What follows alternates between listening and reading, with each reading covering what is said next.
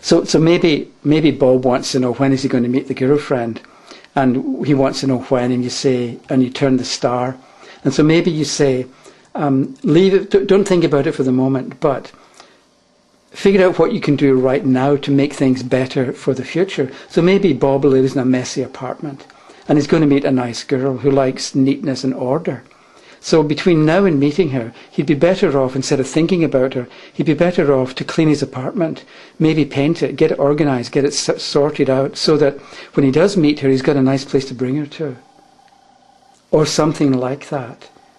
So he's better to do that instead of what if he's got the messy apartment, he meets her, and then he's got to hold off spending time with her because he's too embarrassed to bring her back to the place. So you can use dates and times in that way to make so if it's later, rather than say to the person it's not going to happen for a while, show them what they can do that's useful and valuable right now while they're going through the waiting period before the event takes place. So somebody wants to know, am I going to get a promotion? But not for 6 months is the answer. So what can they do? Maybe they go to school and learn another language, so that when they do get the promotion, they're able to speak Spanish or French or maybe English, depending on the nationality of the questioner. So maybe they're going to get the promotion, but they're going to be better off if they can speak good English in 6 months' time. So spend time improving your English, or let's say you maybe need to have better mathematical skills, so they could study mathematics, so that when they get the promotion, they get the job. Or maybe it's learning a program. They're going to be a manager, but they don't type well. Or they're going to be a manager and their English isn't very good. Or they're going to be a manager and they need to do spreadsheets, but they don't know how to work with Excel. So between now and then, they take a night school course and learn how to have a database works, for instance. So the minor trumps have numbers as well, as I mentioned, and that could be days or weeks or months, depending on what you choose. Okay. At the same time, you could pick the Knight of Cups. When am I going to? Okay, within how many weeks am I going to meet the person? The Knight of Cups. There's no number. You're not getting an answer. There is no answer. Maybe because the answer isn't certain yet, or because you're not supposed to know.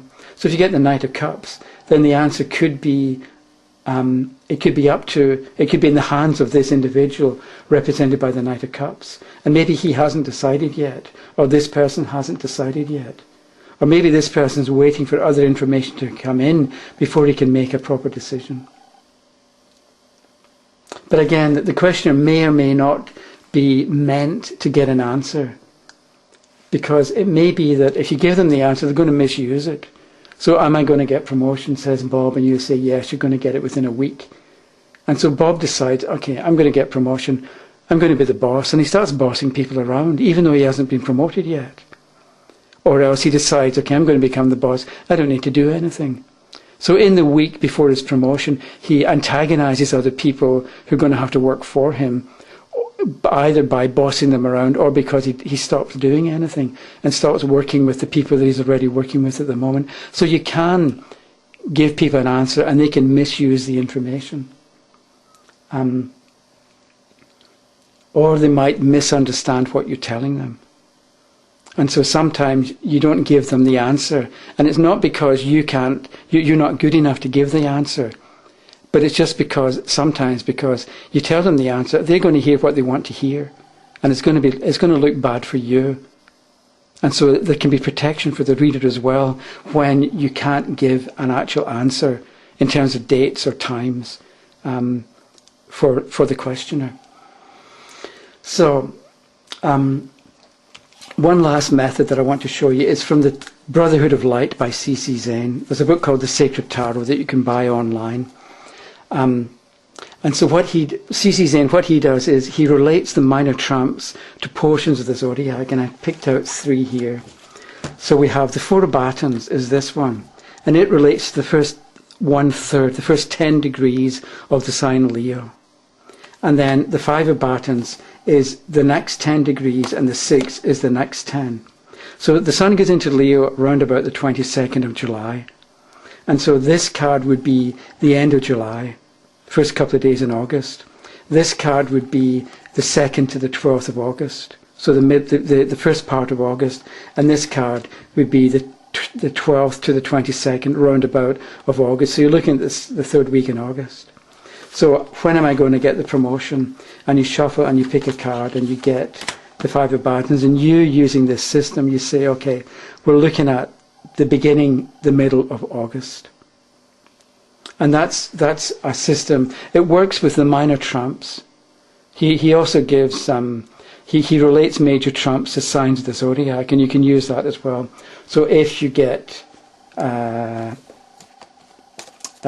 star card, for instance, or the Emperor, can't remember what it's Scorpio. In C.C. Zane's method, the Emperor relates to Scorpio, even though in the Rider deck this relates to Aries. But this is one of the problems using C.C. Zane's method in this particular deck. But I found that it works well enough. So this relates to Scorpio. So when's it going to happen? When the Sun's in Scorpio, which is taking us to the end of October, beginning of November. So you can use that system. And if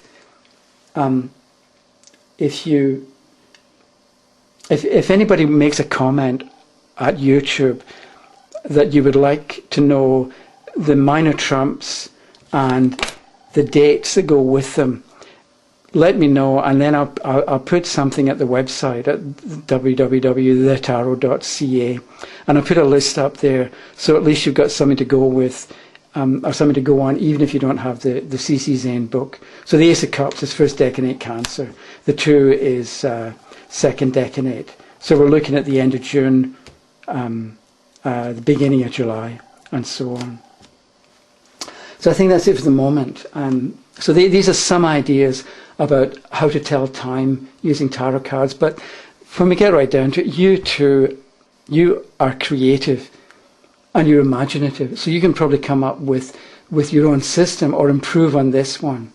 And if you want to share what you've come across, or if you've got ideas or information about what works for you and you want to share it with anyone, put a comment at YouTube or send me an email, and we'll take it from there.